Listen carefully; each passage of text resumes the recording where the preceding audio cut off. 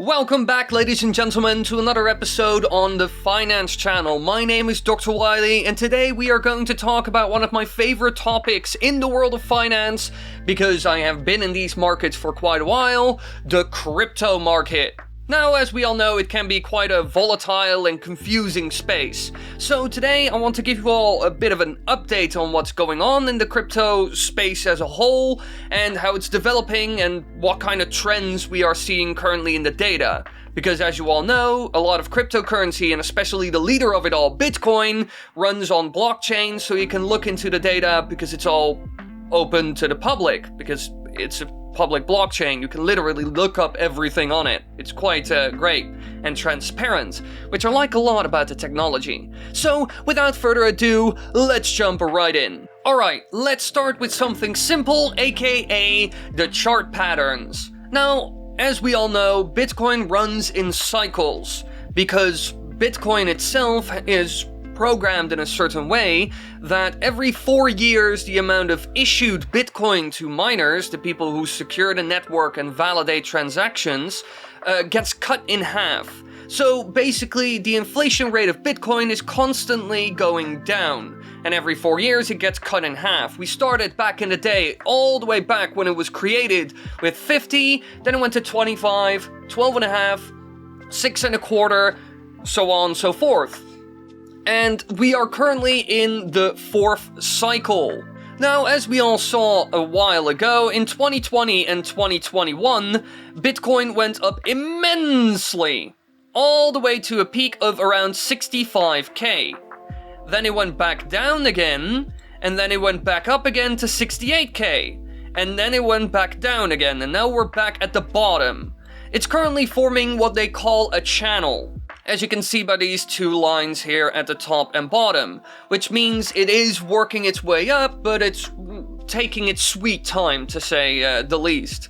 And the reason why it's an upward channel is because the previous high was 63k, and then it went to 68k. So we are seeing the higher highs pattern. And then when it comes to the bottom, the last bottom was around 29k, and now we are seeing bottoms that are already done and stopping out at around 34, 35k.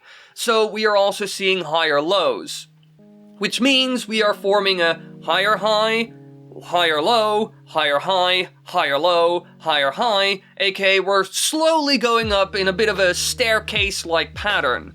And currently we are at the bottom of things. Now, at the moment, because of the turmoil in the market, it is once again testing this bottom line.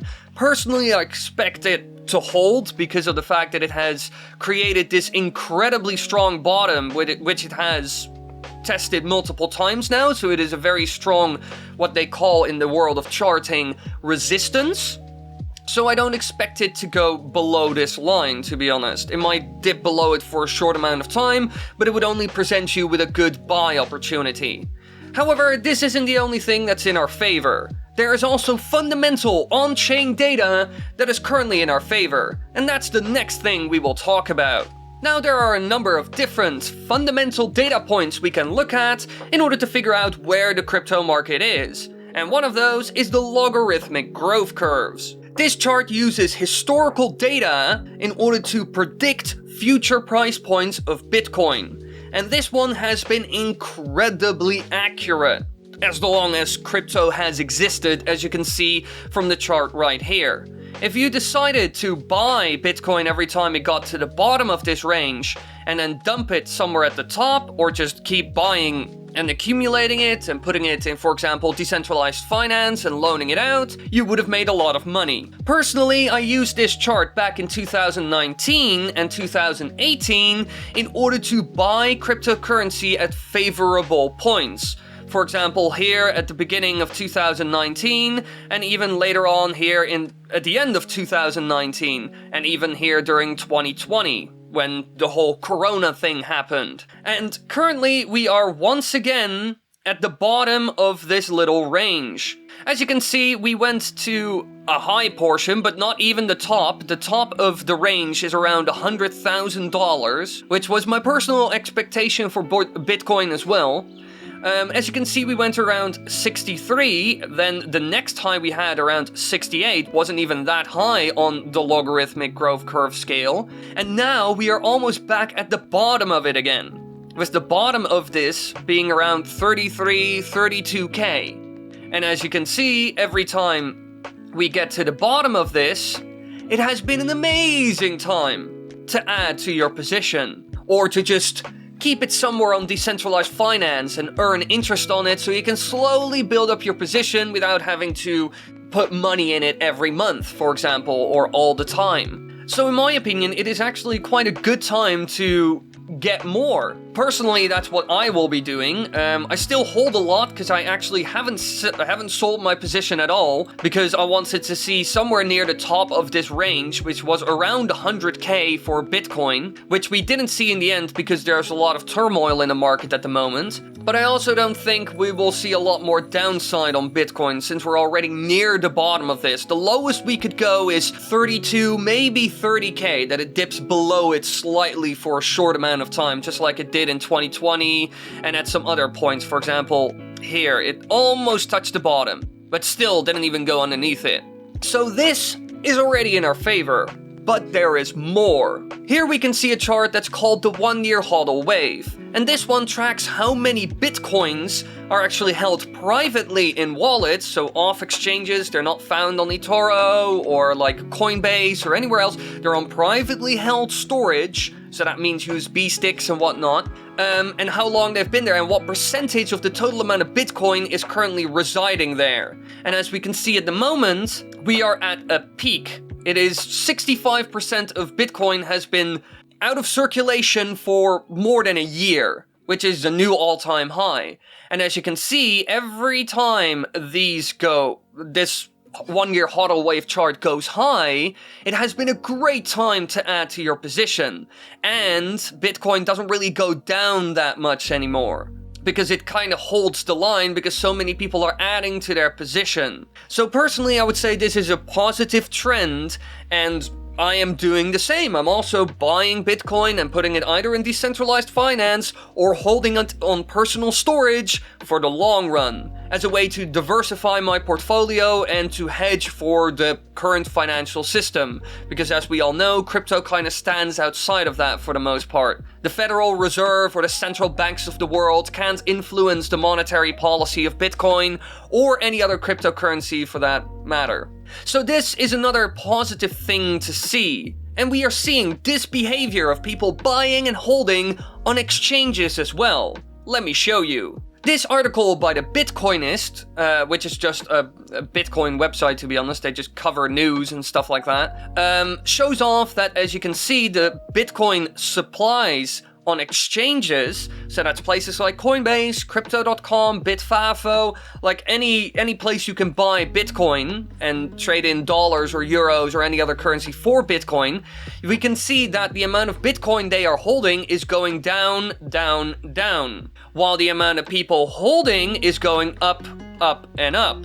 But what we're seeing is that people are holding Bitcoin for longer and longer and longer, and supply is diminishing because demand is incredibly high. This is a trend that has been going on for quite a while. People are buying Bitcoin and cryptocurrency in general like crazy, at least the big ones, and are holding them for the long term or putting them somewhere in decentralized finance where they can get some form of yield on it. By the way, if people ever want me to explain decentralized finance more in depth, I would love to do that because it has good opportunities and it's incredibly well built. But this, combined with the 1-year hodl wave chart, shows us that people are buying Bitcoin and aren't selling it, which is good for the price, because as we all know, when supply is diminishing and demand is incredibly high, prices usually rise. This goes for literally everything. Oil, other commodities and goods, services, whatever.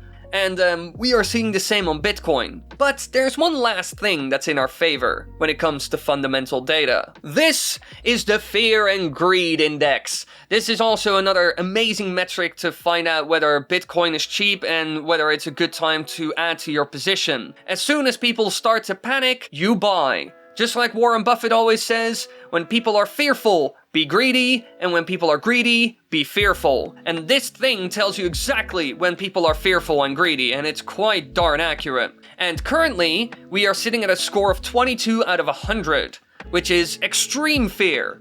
And as you can see here, for example, 2020, extreme fear. Here, extreme portions of extreme fear. Here, extreme fear. And here at the tops, we can see high scores of that fall into the category of greedy or extreme greed. Same goes for here. So every time it reaches these tops, then you know that prices might be coming down. And every time it reaches these bottoms, then you know you can probably buy in for a decent price. And now we are seeing once again extreme fear, which is also another good time to add to your position and either put it on private storage for the long run or to put it in DeFi to get some form of yield. So this is another thing that's in our favor. Now, I bet some of you don't really believe in cryptocurrency and just think it's a fad and it can do nothing and it's just a Ponzi scheme, yada yada yada. Heard it a million times, sadly enough it's not a very well constructed argument. Because as we can see right here, this is another chart that's very important. This data has been tracked by multiple different hedge funds and other analysis firms, by the way, is cryptocurrency adoption rates compared to the internet. And the reason why we are comparing it to the internet is because we are talking about networks when it comes to both the internet and cryptocurrency. And when you talk about the internet or networks in general, you get something called the network effect. And we've seen it in a bunch of different things, from people adopting cell phones, to eventually adopting email, to adopting fax, to adopting the internet, to adopting Twitter, to adopting Facebook, Airbnb, Uber. If a communication network or a network of some kind that does something, for example, cryptocurrency does decentralized finance, it's a financial network, it's a savings network, it's an asset network, it can do a couple of different things. What you end up seeing is that these connections are being created, as you can see in this chart here, and it has exponential growth. And we are seeing it right now with cryptocurrency as well, because it's another form of network that is being created, and as more people are entering, other people from the outside are forced to enter as well in order to benefit from it, because the more connections can be made, the more people can benefit from it. We're seeing that exactly with cryptocurrency as well, and it's even growing faster than the internet did back in the day. And if this growth continues, which it most likely will, because as soon as a network effect really gets going, it's kind of inevitable. It's just like people in early 2000s saying, no, the internet is a fad, it's all fake, it doesn't make money, it's not efficient, it doesn't work, blah blah blah. And then 20 years later, it is so incredibly important for the world economy that if it disappears now, we would all end up in a second dark age. And the same goes for stuff like Facebook. Everybody was like, social media, who cares? And then it exploded. YouTube from 2004 to now also went from YouTube, what's that? Who cares? And now it's a gigantic multi-billion dollar, multi-trillion dollar industry even. And cryptocurrency is very similar to the internet in that regard. It is just a bottom layer that allows people to build stuff on top.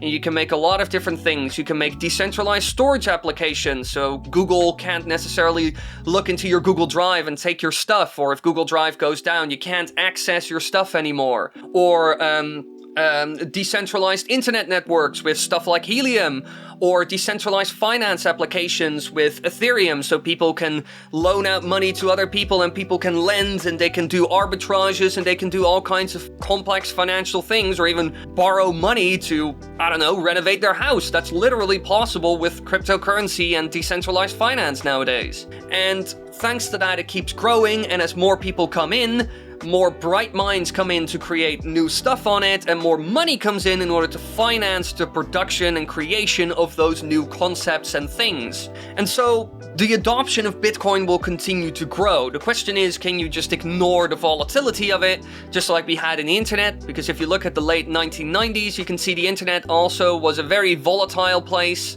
There were a lot of companies that didn't make any money, and there were a lot of ideas and concepts that at the end of the day didn't go anywhere, but the space as a whole grew gigantically. I would also advise, by the way, to just invest broadly in cryptocurrency if you do, or just buy the 2-3 biggest cryptocurrencies, because the bigger the network is, the higher the chance it will keep on growing, just like Facebook, you know. As soon as Facebook got to a certain size, it just kept on snowballing, you know. You get kind of a snowball effect. That's why you see Bitcoin exploding, then dying, but then exploding higher than before, and it just keeps doing that. Same goes for Ethereum, for example. This isn't financial advice, by the way. I need to say that, or like for legal reasons, but I do truly believe in this, and I highly advise you to look into this yourself if you're interested or if you're intrigued, because there's a lot to learn, and it's a very interesting space, and a space with a lot of opportunities, and you can do a lot of cool stuff. Now, if you want more information on this, tell me down below in the comments if you want me to do a video on, like, for example, decentralized finance or any other type of crypto applications, or like things you can do with it, because again, you can do stuff with this. It isn't just a Ponzi scheme. Or any other videos you want to see, and just tell me down below, and I will do my best to make a video on it. Now, if you enjoyed this video, be sure to give it a like, subscribe, and click the bell button. I will be making more content on this channel now. All the data and all the information shown in this video is listed down below in the comment section. And I hope you have a wonderful day.